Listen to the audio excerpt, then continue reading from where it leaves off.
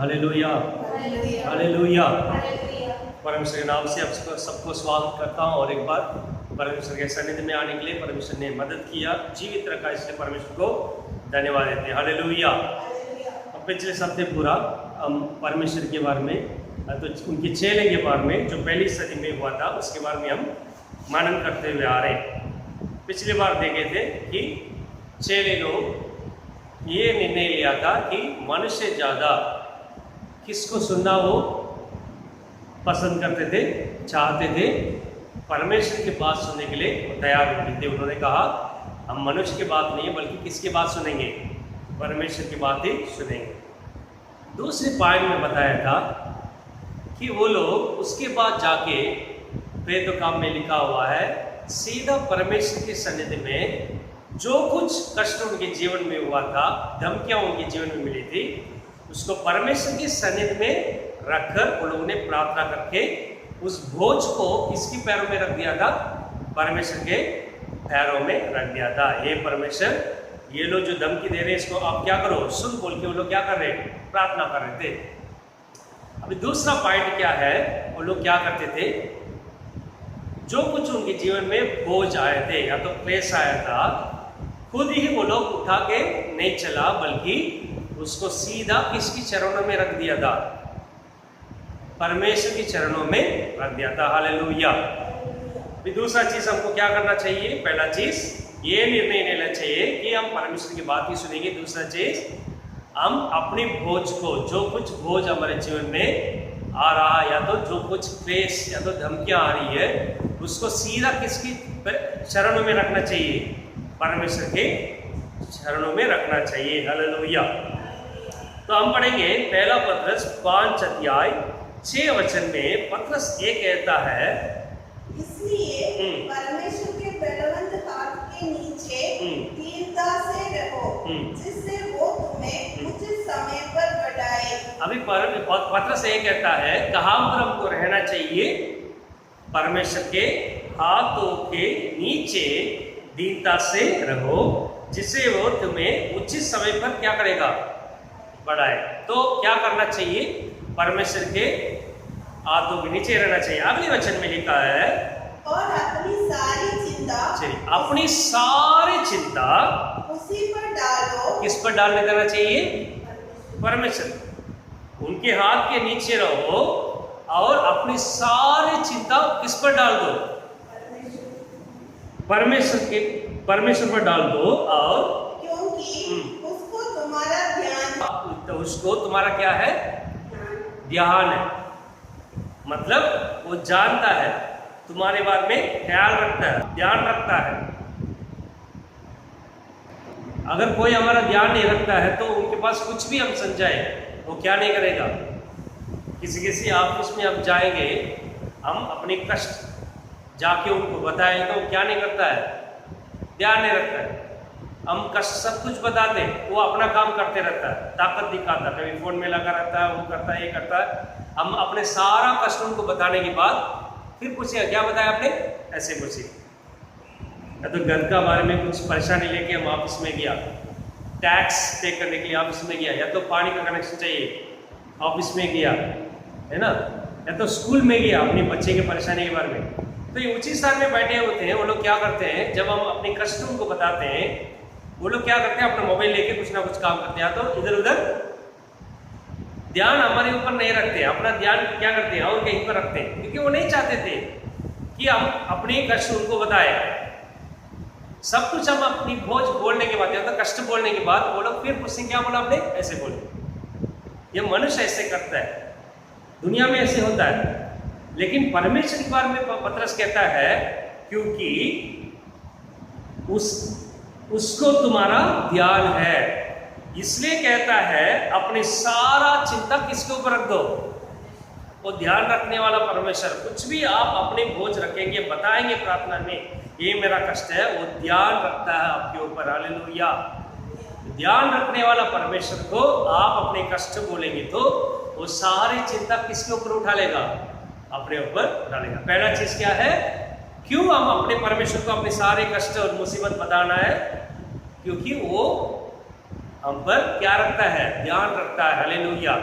इसलिए हम अपनी सारी चिंता किसके ऊपर रख सकते हैं? परमेश्वर के ऊपर रख सकते हैं। दूसरा चीज पढ़िए भजन संगीता में 18 अध्याय 6 वचन। भजन संगीता 18 अध्याय वचन 6। अपने संकट में मैंने यहोवा परमेश्वर को पुकारा, मैंने अपने परमेश्वर की दोहाई दी और उसने अपनी मंदिर में से मेरी बातें सुनी और मेरी दोहाई उसके पास पहुंचकर उसके कानों में पड़ी। अभी दाऊद जब कष्ट में साउल के बारे में डर के मारे भाग रहा था, तो उसके साथ उसको कष्ट सुनने के लिए कोई नहीं था, उसका परेशानी सुनने के लिए कोई नहीं था, बल्कि साथ में बाद में कुछ लोग मिल गया, अपनी कष्ट अपनी बोझ किसके ऊपर रख दिया था? परमेश्वर के ऊपर रख दिया था। परमेश्वर को दुआएं लगाया उनके वचन में लिखा, अपने संकट में मैंने यहोवा परमेश्वर को पुकारा। उन्होंने किसको पुकारा था? क्योंकि साउल उसके विरोध जब आ गया था, देश छोड़ के वो भाग गया अकेले। साउल का पुत्र के पास बात करके उसके पास क्या कर दिया? भाग गया, जाके गुफा में रहता था। अभी किसको बताया अपने कष्ट, अपनी मुसीबत किसको बताया? इसलिए वो कहता है मैं किसको पुकारा था? यहोवा परमेश्वर को पुकारा था, अपने परमेश्वर की दोहाई दी और उसने अपनी मंदिर में से मेरी बात सुनी। दूसरा चीज, क्यों अपनी कष्ट और परेशानी को परमेश्वर को बताना है? वो हमारी बात क्या करता है? सुनता है। हालेलुया। क्या करता है? हमारी बात सुनता है। किसी भी स्थिति में हम परमेश्वर को पुकारेंगे, किसी भी कष्ट को लेकर परमेश्वर के सन्निधि में जाके उनको पुकारेंगे। यहाँ पर दाऊद कहता है वो मेरी सुनी अपनी मंदिर से। हालेलुया। और मेरी दुआएं उसके पास पहुंचकर उसके कानों में पड़ी। इसका मतलब हम जब अपनी कष्टों को लेकर हम परमेश्वर के सन्निधि में रखेंगे, वो प्रार्थना काम पर पहुंचता है, परमेश्वर के कानों तक पहुंचता है। इसलिए बच्चे के बारे में परमेश्वर ये कहता है मूसा को पुकार के, उनकी आवाज या तो उनकी रोना कहां तक पहुंचा? स्वर्ग में मेरे कान तक पहुंच गया। इसलिए मूसा तो जाओ उसको छुड़ाओ बोल के बता रहा नहीं। तो हम जब परमेश्वर को पुकारते हैं या तो अपने कष्ट को परमेश्वर के सन्निधि में लेके जाते हैं, वो जरूर कान लाके क्या करता है? सुनता है। जिसके पास जीवन नहीं है उसके पास जाके आप अपने कष्टों को बताएंगे तो वो जरूर क्या नहीं करता है? कान लाके सुनता नहीं। क्योंकि बहुत लोग इस दुनिया में ऐसी कुछ चीजों को लोग अपने परमेश्वर या तो अपने भगवान बना के रख दिया जिसको कान नहीं है, फिर भी जाके अपनी परेशानी को किसके पास बता देते हैं? उस चीज को बताते हैं जिसको कान नहीं है, तो वो कैसे सुनेगा? लेकिन हमारे परमेश्वर जीवित परमेश्वर है। वचन में लिखा है हमारी दुआएं कहां तक पहुंचता है? उनके कानों तक पहुंचते। हालेलुया। इसलिए जब हम अपने कष्टों को लेके परमेश्वर के सन्निधि में जाते हैं, वो क्या करता है? जरूर हमको सुनता है। हालेलुया। तीसरा चीज क्या करता? पढ़िए दूसरा कोरिन्थियों 1 अध्याय 3 वचन में लिखा है, हमारे प्रभु यीशु मसीह के परमेश्वर और पिता का धन्यवाद हो, जो दया का पिता और सब प्रकार की शांति का परमेश्वर है। अभी यहाँ पर पौलुस कहता है हमारे परमेश्वर कैसे परमेश्वर है? शांति का परमेश्वर है। 4 वचन में लिखा है, पढ़िए। वो हमारे सब क्लेशों में शांति देता है। वो क्या करता है? सब क्लेशों में हमको क्या करता है? शांति देता है। अंग्रेजी में आप पढ़ेंगे तो ये कंफर्ट्स यू, वो कंफर्ट करता है, शांति देता है। बच्चे आके बोलते हैं ना स्कूल में, मेरे साथ जो पढ़ रहा लड़का वो मुझे क्या कर दिया, आज मार दिया, मुझे वो कर दिया, ये कर दिया। हम सीधा जाके लड़ नहीं सकते स्कूल में, तो मम्मी पापा क्या करते हैं? शांति देते हैं, एक कंफर्ट, अच्छा ही, चिंता मत करो बेटा, अगली बार जरूर मैं क्या कर दूंगा, है ना, शांति देता है। बच्चे को तबीयत खराब हो गया, मम्मी जुकाम लगी, तुरंत क्या करते हैं? कभी कभी पैसा नहीं रहता है गरीब लोगों का जीवन में, तुरंत क्या मम्मी क्या करती है, बच्चे को गोद में लेके, ठीक है चिंता मत करो बेटा, ऐसे गोद में लेके क्या करते हैं, अपने हाथ से देते, तो दे कंफर्ट द चाइल्ड।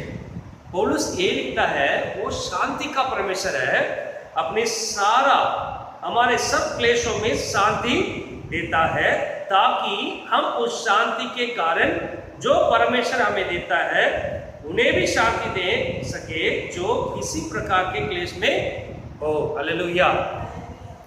क्यों वो शांति देता है? वही कंफर्ट्स अस, क्योंकि हम जैसा बहुत लोग कष्ट में है, हमको जो परमेश्वर शांति दिया उस वैसे ही शांति हम किसको दे सके, जो क्लेश में। हालेलुया।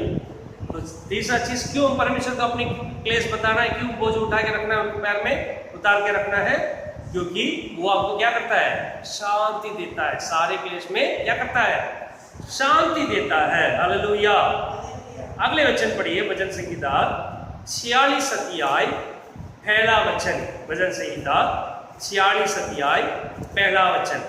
परमेश्वर हमारा शरण स्थान और बल है, संकट में अति सहज से मिलने वाला सहायक। क्या करता अगली चीज, संकट में अति सहज से मिलने वाला सहायक। क्या करता है वो, सहाय करता है। सहायक मतलब क्या है, हेल्प करता है, मदद करता है।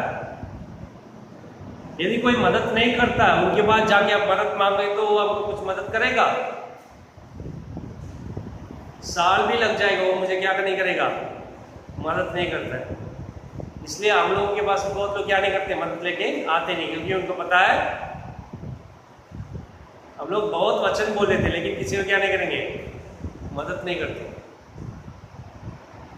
बहुत लोग का आदत है, वचन में अच्छी तरह बात कर देते हैं लेकिन क्या नहीं करेंगे, मदद नहीं करेंगे। इसलिए लोग किसके पास नहीं आते मदद लेकर, हमारे पास आते नहीं। लेकिन यहां पर लिखा है भजन संहिता 46 अध्याय पहला वचन में, संकट में अति सहज से मिलने वाला सहायक है। हालेलुया, है ना। इसके पास जाओ, वो आपको क्या करेगा, हेल्प करेगा। जाओ, अभी शादी हो रही थी, वहां पर द्राक्षरस कम पड़ गया। अब मसीह का मम्मी कहती है किसके पास जाओ, मसीह के पास जाओ। इस सेठ में कुछ रोग था, बोलते कहां पर जाओ, एक भविष्यवक्ता उसके पास जाओ, तुमको क्या मिल सकता है, मतलब तो उधर से आता है। हालेलुया। अभी परमेश्वर के पास में बारे में लिखा है, वो हमको संकट का समय में क्या करता है, सहाय करता है। Hallelujah. He is a helper. जरूर हमको क्या करेगा, वो मदद करेगा। अगले वचन में पढ़िए, कब कब करेगा वो, इस कारण हमको कोई भय नहीं चाहे, भय नहीं चाहे, चाहे पृथ्वी उलट जाए और पहाड़ समुद्र के बीच में डाल दिए जाए, चाहे समुद्र गरजे और ढेर उठाए और पहाड़ उसकी बाट से कांप उड़े। कुछ भी हो इस संसार में क्या क्या होगा बोल के लिखा है, किसी भी स्थिति में हमको क्या नहीं है, भय नहीं है। क्योंकि किसी भी परिस्थिति में हम अपने परमेश्वर को पुकारेंगे तो वो क्या करने वाला परमेश्वर है, सहाय करने वाला परमेश्वर है, क्योंकि वो हमारा सहायक है। हालेलुया। पृथ्वी में कुछ भी होने दो, दूसरा वचन तीसरा वचन में लिखा है, चाहे पृथ्वी उलट जाए और पहाड़ समुद्र के बीच में डाल दिए जाए, किसी भी स्थिति में हमको भय नहीं, क्योंकि हम जब यहोवा परमेश्वर को पुकारेंगे वो हमको क्या करेगा, सहाय करेगा। हालेलुया। हमको मदद करेगा। हालेलुया।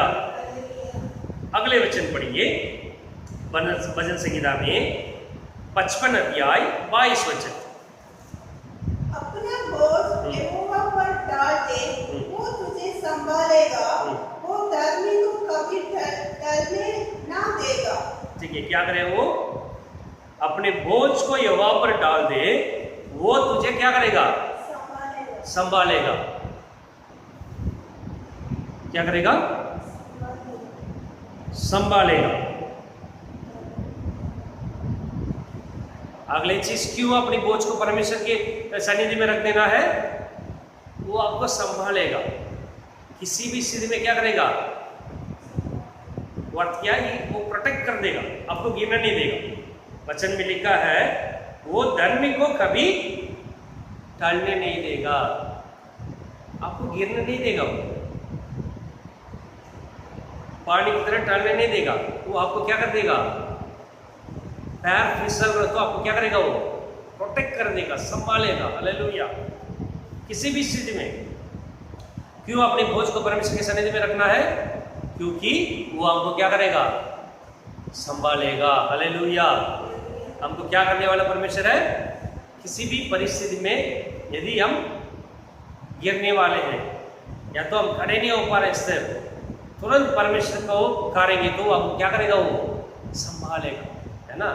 हम रास्ते में जाएंगे, कोई उम्र ज्यादा बूढ़ा एक व्यक्ति जा रहा, पैर फिसल गया पत्थर में, वो क्या होने वाला? धीरे से गिरा नहीं, पैर फिसल गया, तुरंत पीछे से क्या होगा? अपने अंदर से निकलेगा, ध्यान से क्या करेंगे? हम तुरंत पकड़ने जाएंगे। कौन समझाए हमको ऐसे करो बोल के? हमारे अंदर परमेश्वर वास करता है, इसलिए क्या कर रहा है? ऐसे होता है। लेकिन आजकल ऐसे हो गया तो क्या करेंगे? आजकल कोई गिरने वाले हैं, फिसल के पैर फिसल गया तो गाड़ी से भी गिर गया, आजकल क्या करते हैं लोग? मोबाइल लेके वीडियो बनाते हैं। उसको क्या नहीं करेगा? कोई संभालेगा नहीं। वो चाहते कि पूरा गिरे और चोट लगे।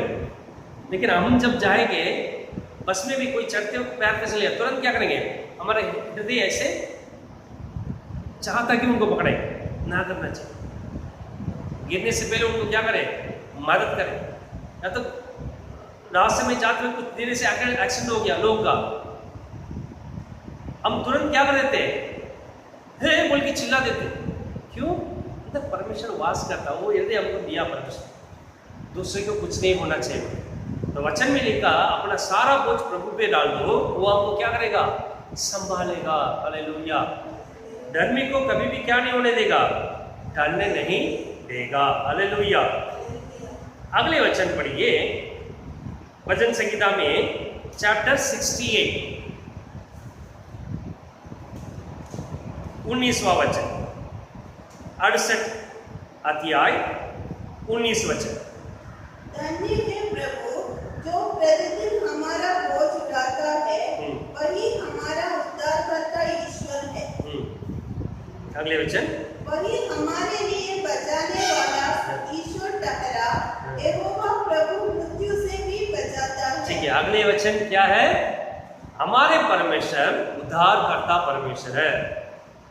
He saves us। हालेलुया। इसलिए वो क्या करता है? हमको बचाता है। वो कहां से भी बचाता है? मृत्यु से भी बचाता है। हालेलुया। हम परमेश्वर के सानिध्य में जाके हमारी परेशानी बताएंगे, हमारे बोझ को उतार के रखेंगे, तो वो अगला चीज क्या कर सकता है? हमको बचा सकता है। क्योंकि हमारा परमेश्वर कैसे परमेश्वर है? उद्धार करता है। Hallelujah. He is our savior. He saves us. Hallelujah, है ना। He saves us। हम सोच लीजिए हम इतना मोटा है ना, गड्ढे में गिर गया, बहुत देर से दुआएं लगा रहे, कोई बचाओ भाई, कोई बचाओ। एक आवाज आ रहा, कौन है? कौन फंस गया? अंदर से हम आवाज दे रहे, मैं गिर गया भाई, मदद करो। बहुत खुश हो गया, पूरा दिन गड्ढे में पड़े, अभी एक व्यक्ति आया हमको क्या करने के लिए? बचाने के लिए। बहुत विश्वास के साथ हाथ बढ़ा रहे आगे, तो ऊपर से एक पतला सा व्यक्ति आ रहा। कैसे व्यक्ति आ रहा? पतला सा व्यक्ति। वो आके हमको क्या कर रहा? हाथ बढ़ा रहा। अब उसको देख के क्या हो जाएगा? मैं पूरा दिन गड्ढे में पड़ा था, अभी एक आवाज आई थी बचाने वाला, अभी उसको देख के, पतला व्यक्ति देख के हम क्या हो जाएगा? ये मुझे कैसे बचाएगा? वो भी क्या कर रहा? चलो भाई हाथ बढ़ा लो। पकड़ के हमको क्या कर रहा है, ऊपर खींच रहा है। आगे क्या होगा, मैं ऊपर नहीं जाऊंगा, उसको क्या कर दूंगा, नीचे खींच लूंगा, है ना। उसको क्या कर दूंगा, मैं नीचे खींच लूंगा, क्योंकि उसके पास क्या नहीं है, ताकत नहीं। हम भी अपनी परेशानी में बहुत बार जो हमको उद्धार नहीं दे सकता, जो हमको बचा नहीं सकता, उसके पास जाते हैं। आखिरी में क्या होगा, हमारे साथ वो भी परेशानी में पड़े रहे। हालेलुया। लेकिन वचन में लिखा हमारे परमेश्वर उद्धार करता परमेश्वर है, वो हमको बचाएगा। कहां से भी बचाएगा, मृत्यु से भी बचाएगा। हालेलुया। शत्रु कोई भी आपके सामने किसी भी कष्ट लेके आए, चाहे मृत्यु चाहे अंधकार, दाऊद कहता है मृत्यु के अंधकार में मैं जो जाता है, परमेश्वर किसके साथ है, मेरे साथ है। हालेलुया। हमको बचाने वाला परमेश्वर है। हालेलुया। 20 वचन और एक बार पढ़िए। वही हमारे लिए बचाने वाला ईश्वर ठहरा, यहोवा प्रभु मृत्यु से भी बचाता है। मृत्यु से भी क्या करेगा, बचाता है। हालेलुया। अगले वचन पढ़िए, नीति वचन 3 अध्याय 5 वचन। तू अपनी समझ का सहारा न लेना, वरन संपूर्ण मन से यहोवा पर भरोसा रखना। अभी नीति वचन में लिखा है, तू अपने समझ का क्या मत लेना है। मतलब बोझ जब तुम्हारे कंधे पे है, तुरंत किसका सहारा ना लेना है, अपने समझ का सहारा मत लेना, वरन संपूर्ण मन से यहोवा पर भरोसा रखो। जब बोझ आ गया तुम्हारे कंधे पे, तुम्हारा समझ का सहारा कभी मत लेना, बल्कि यहोवा पर भरोसा रखना। 6 वचन में लिखा है, उसी को स्मरण करके सब काम करना, तब वो तेरे लिए सीधा मार्ग निकालेगा। क्या करेगा, तब वो तेरे लिए सीधा मार्ग क्या कर देगा, निकालेगा, है ना। मूसा इस्राएल प्रजा को लेकर जाके जब लाल समुद्र के सामने खड़ा था, लाल समुद्र के बीच में कहाँ मार्ग बोल के कोई नहीं जानते थे। यदि मूसा अपना समझ का सहारा लिया होता तो तुरंत क्या करता, जब 40 वर्ष पहले जब फारून को, या तो मिस्र देश का राजा को डर के मारे जब भागा था मीदियान देश के, उसी मार्ग में लेके चलता, क्योंकि मूसा जानता था वो मार्ग। मूसा जब भागे गया था फैरो राजा के लिए, कौन सा मार्ग से नहीं गया, लाल समुद्र को 2 भाग करके नहीं गया, वो जंगल के मार्ग जा रहा था, लाल समुद्र के ऊपर से। जब 80 वर्ष में वापस आया था, तभी कैसे नहीं आया, लाल समुद्र 2 भाग करके नहीं आया, वो भी उसी जंगल मार्ग के होते हुए आ रहा था। वो मूसा उस मार्ग को जानता है, लेकिन मुसीबत का समय में वो अपना समझ का क्या नहीं किया, सहारा नहीं लिया। अगर सहारा लिया होता तो क्या होता है, मिस्र देश लोग पीछे आके इस्राएल प्रजा सबको मार देते। वो भरोसा किसके ऊपर रखा है, वो आपके पास विनती कर रहा था। परमेश्वर कहता तो क्यों रोता है, तुम्हारे हाथ पर जो चढ़ी है उसको क्या करो, उठा के दिखाओ। जब उन्होंने उठाया था, लाल समुद्र क्या हो गया, उसके बीच में से एक मार्ग निकाल के परमेश्वर किसको दिखाया, इस्राएल प्रजा को दिखाया। तो अगला चीज यह हो, परमेश्वर क्या करने वाला, कष्ट मुसीबत का समय में यदि अपना समझ का सहारा लेंगे, गलत मार्ग में हम चले जाएंगे, लेकिन हमारे यहोवा पर भरोसा रखेंगे तो वो हमको क्या करेगा, सीधे मार्ग निकालेगा। हालेलुया। एक सही मार्ग क्या बोल के हमको क्या कर देगा, समझा देगा। जहां पर मार्ग ही नहीं है, वहां पर एक मार्ग परमेश्वर हमको क्या कर देगा, दिखा देगा, इस मार्ग के थ्रू जाना। हालेलुया। अगला चीज पढ़िए, मत्ती 11 अध्याय 28 वचन में लिखा है, हे सब परिश्रम करने वालों और बोझ से दबे लोगों, मेरे पास आओ, मैं तुम्हें विश्राम दूंगा। अगला चीज क्या करेगा, मसीह खुद ही कहता है, ये सब परिश्रम करने वाले और बोझ से दबे लोग मेरे पास आओ, मैं तुम्हें क्या दूंगा, विश्राम दूंगा, रेस्ट, विश्राम दूंगा। हालेलुया, है ना। जब हम लोग टू व्हीलर में वगैरह जाते हैं, गांव में जाओगे ना, गांव में बस स्टैंड तक आने में कितना वक्त लग जाएगा? वहाँ एक बस स्टॉप होगा, बस स्टैंड, लेकिन गांव में जो रहते हैं वो उस बस स्टैंड तक पहुँचने में 7 किलोमीटर लग जाता है। उसके बाद बस नहीं है। वो गांव के लोग क्या करते हैं, अगर बस पकड़ना है 10 बजे वाली बस, तो घर से कितने बजे निकल जाते हैं? 8 बजे निकल जाते हैं। फिर उधर से बस पकड़ते हैं, फिर वहाँ से कहाँ आते हैं? शहर आते हैं, कुछ दुकान से कुछ लेकर क्या करते हैं? हम लोग गांव में जब प्रचार करने जाते हैं, बस स्टैंड से उनके घर बहुत दूर है। तो जब मैं पूछा उनसे, जिसके पास टू व्हीलर चले जाते हैं, लेकिन बहुत गरीब लोग हैं, वो पैदल निकल जाते हैं। वो चाहते कि मैं जाते हुए कोई टू व्हीलर में, बाइक में आएंगे तो मुझे क्या कर देंगे? लिफ्ट दे देंगे। बहुत बार उनको मदद नहीं मिलता, वो पैदल ही कहाँ तक पहुँचते हैं। सुबह जाते तो चले जाते हैं, फिर शहर में जाके कुछ खरीदते उड़ते हैं, फिर शाम को आते हैं, एक बस रहता है उसमें आके पहुँचते हैं बस स्टैंड में। उसके पास वो जो खरीदते हैं ना, उसको सर पे उठा के या तो कंधे पे उठा क्या करते हैं? वापस आते हैं। वही 5 और 7 किलोमीटर वो पैदल चलेंगे तभी कहाँ पहुँच सकते हैं। तब उनकी हृदय चाहता है कि कोई ना कोई आ जाए, मुझे क्या कर देंगे। लेकिन गांव में आप जाते अंधेरा में कोई क्या नहीं होता है, आता नहीं। फिर भी अगर दूर से एक रोशनी दिख गया, हृदय में एक उजाला, खुशी, वो कोई गाड़ी में क्या कर रहा है? आ रहा है, इंतजार करते हो गाड़ी वाला आएगा तो हम क्या कर लेगा। लेकिन बगल में आते हम देखेंगे उसमें ऑलरेडी कौन बैठा है? आगे एक चला रहा है, पीछे एक बैठा है, उनकी पत्नी बैठी है। और हृदय क्या हो जाएगा? बहुत बुढ़ी मालों को मैं देखा हूँ, हर एक जो गाड़ी जाती है इंतजार करते हैं, लेकिन बहुत गाड़ी में जगह नहीं रहता, क्या करते हैं? ऐसी समय में कोई व्यक्ति आके उनको मदद कर देगा। किस लिए? उनको बोलते हैं बेटा मैं थक गई, अच्छा हो तुम क्या कर दिया? आ गया। हालेलुया। वचन में लिखा है वो जब गाड़ी में बैठेगी ना, उसको कैसे लगेगा? पूरा रिलैक्सेशन, विश्राम मिलेगा। वाह!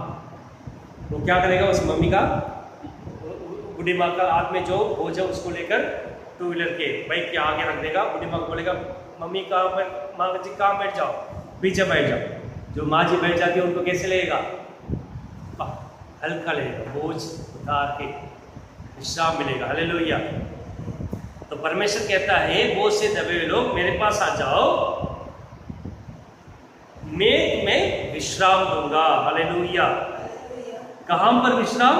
आगे पढ़ेंगे तो मेरा जुआ अपने ऊपर उठा लो और मुझसे सीखो, क्योंकि मैं नम्र और मन में दीन हूँ, और तुम अपने मन में विश्राम पाओगे। कहाँ पर विश्राम पाओगे? सिर्फ शरीर में नहीं है, कहाँ पर विश्राम पाओगे? जो हृदय में भरा हुआ बोझ को परमेश्वर की सन्निधि में रख दोगे तो विश्राम कहाँ पर पाओगे? मन में। मन में अगर बोझ रहेगा ना, हम सही तरीके से सो नहीं सकते, काम नहीं कर सकते, है ना? नहीं कर सकते। परमेश्वर उसको हटा देगा, मन में क्या मिलेगा? विश्राम मिलेगा। हालेलुया। अगले वचन पढ़िए, फिलिपियों की किताब 4 अध्याय 6 वचन। फिलिपियों की किताब 4 अध्याय 6 वचन।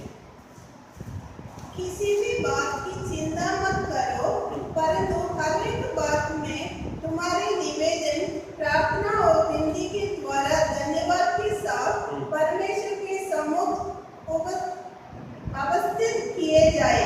ठीक है। किसी भी बात को की चिंता मत करो, परंतु हर एक बात में तुम्हारा निवेदन, प्रार्थना और विनती के द्वारा धन्यवाद के साथ परमेश्वर के सम्मुख क्या करना चाहिए?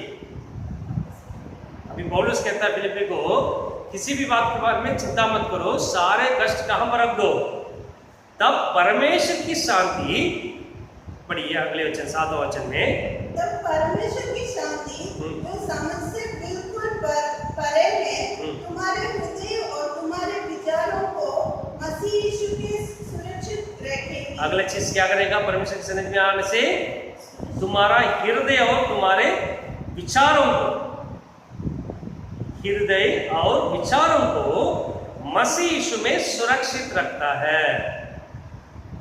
हालेलुया। तुम्हारा हृदय और विचारों को, हमारा सोच और मन को कहां पर सुरक्षित रखता है? मसीह यीशु में सुरक्षित। कष्ट और बोझ में मन इधर उधर भटकने लगेगा तो हम गलत तरीका से आगे बढ़ेंगे, गलत लोगों के पास जाएंगे, अपनी समझ के अनुसार चलेंगे। लेकिन यहाँ पर पौलुस कहता है तुरंत उसको परमेश्वर की सन्निधि में रख दोगे तो परमेश्वर तुम्हारा मन और विचारों को क्या करेगा? मसीह में सुरक्षित रखेगा। शैतान आके मन में बात करेगा, तुम ऐसे करो, ऐसे करो, वैसे करो, लेकिन तुरंत अपने बोझों को परमेश्वर की सन्निधि में रख देंगे, मसीह से क्या करेगा? सुरक्षित कर देगा। अगले वचन पढ़िए, आखिरी वचन, यशायाह 10:27 वचन। उस समय ऐसा होगा कि उसका बोझ तेरे कंधे पर से और उसका जुआ तेरी गर्दन पर से उठा लिया जाएगा। तुम्हारे कंधे से बोझ और जुआ काम पर से उठा लिया जाएगा, गर्दन पर से उठा लिया जाएगा, और अभिषेक के कारण वो जुआ तोड़ डाला जाएगा। आखिरी चीज क्या करेगा? परमेश्वर तुमको अभिषेक करेगा। ये इस्राएल के बारे में लिखा है, लेकिन वो हमारे लिए भी है। परमेश्वर जब तुम्हें अभिषेक करेगा, तुम्हारे कंधे पे जो बोझ है, जुआ है, उसको वो क्या हो जाएगा? तोड़ दिया जाएगा। हालेलुया। दोबारा वो तुम्हारे कंधे में नहीं बैठेगा। वचन में लिखा है, और अभिषेक के कारण वो जुआ तोड़ डाला जाएगा। हालेलुया। तो क्यों हम परमेश्वर को अपने बोझ को उतार के रखना है? क्योंकि 10 वचन बोल दिया। ये 10 को आप क्या कीजिए? मनन कीजिए, है नहीं यार? ये 10 चीज परमेश्वर के हाथों के द्वारा ही हमको मिलेगा, और कहीं जाने से क्या नहीं करेगा? हमको नहीं मिलेगा। इसलिए पहला शरीर में प्रेरित लोग जाके तुरंत अपने बोझों को कहां पर रख दिया? परमेश्वर की सन्निधि में रख दिया, और परमेश्वर ने उनको क्या किया? मदद किया, और धैर्य से वचन बोलने के लिए क्या किया? उनको अवसर दिया। हालेलुया। हम भी अपने बोझों को कहां पर उतार के रख देना है? परमेश्वर की सन्निधि में उतार के रख देना है। परमेश्वर इस वचन के द्वारा आपको आशीष करेगा। हम आंखें बंद करके प्रार्थना करेंगे। हे स्वर्गीय परमेश्वर, इस सन्निधि में, समय में आपकी सन्निधि में आते हैं। जो कोई वचन परमेश्वर सुनता है उनको आप आशीष कीजिए, उनकी बोझों को आप उठा लीजिए, उनको साथ से बढ़ लीजिए। परमेश्वर सभी आदर मान महिमा सिर्फ आपको ही देते हैं। सब मसीह के नाम से मांगते सुनिए और ग्रहण कीजिए। आमीन। हालेलुया। हालेलुया। हालेलुया। हालेलुया।